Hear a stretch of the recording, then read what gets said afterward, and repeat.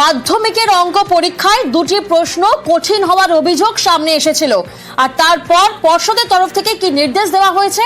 প্রতিনিধি সোমরাজ এই মুহূর্তে আমাদের সঙ্গে রয়েছেন। সোমরাজ, যে দুটি প্রশ্ন কঠিন হওয়ার অভিযোগ সামনে এসেছে, তারপরে পর্ষদের তরফ থেকে কি নির্দেশ দেওয়া হলো?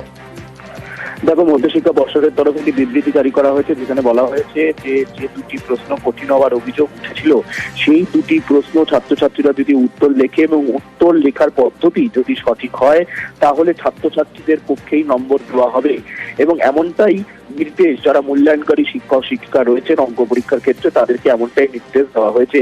মাধ্যমিকের অঙ্ক পরীক্ষার প্রশ্নপত্র নিয়ে আজ একটি রিভিউ বৈঠকে বসে মধ্যশিক্ষা পর্ষদ, যেখানে অঙ্ক পরীক্ষার প্রশ্নপত্র নিয়ে যে বিশেষজ্ঞ কমিটি তারা বৈঠক করেন, সেই বিশেষজ্ঞ কমিটির মতামতের উপর নির্ভর করেই মূলত কলকাতার প্রশ্নপত্র সেট যদি দেখা যায়, তাহলে দেখা যাবে কলকাতার প্রশ্নপত্র সেটে 3-এর 1 নম্বর দাগের প্রশ্নপত্র এবং 15-2 নম্বর দাগের প্রশ্নপত্র, এই দুটি প্রশ্ন নিয়ে মূলত অভিযোগ যে এই দুটি প্রশ্ন কঠিন হয়েছে। যদিও মধ্যশিক্ষা পর্ষদ এটাও দাবি করেছে যে এই দুটি প্রশ্ন সিলেবাসের বাইরে আসেনি, বরঞ্চ সিলেবাসের মধ্যেই ছিল।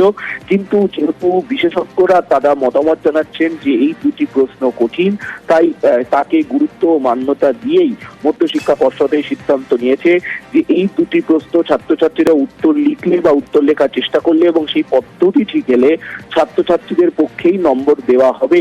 কিন্তু এই দুটি প্রশ্নকেই কেন মধ্যশিক্ষা পর্ষদ চিহ্নিত করলো, সেই বিষয়ে পর্ষদ নির্দিষ্টভাবে কিছু তথ্য না জানালেও বা পুরো নম্বর দেওয়া হবে নাকি সেই বিষয়ে পুরো তথ্য না জানানো হলেও পর্ষদ জানাচ্ছে ছাত্রছাত্রীদের পক্ষেই নম্বর দেওয়া হবে, তেমনটাই মধ্যশিক্ষা পর্ষদ সিদ্ধান্ত নিয়েছে।